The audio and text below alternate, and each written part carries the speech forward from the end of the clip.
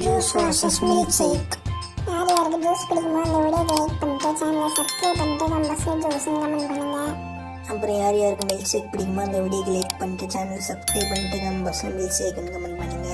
சரி ஓகே, கண்டுபிடிக்கல யார் பஸ் மாத்திரமோ வாங்க. இன்னும் 19th செஞ்சுரியில தான் வந்து கண்டுபிடிச்சாங்க. அப்புறம் இன்னைய 1920 தான் வந்து கண்டுபிடிச்சாங்க. இன்னையும் முதல்ல யுனைடெட் ஸ்டேட்ல தான் வந்து கண்டுபிடிச்சாங்க.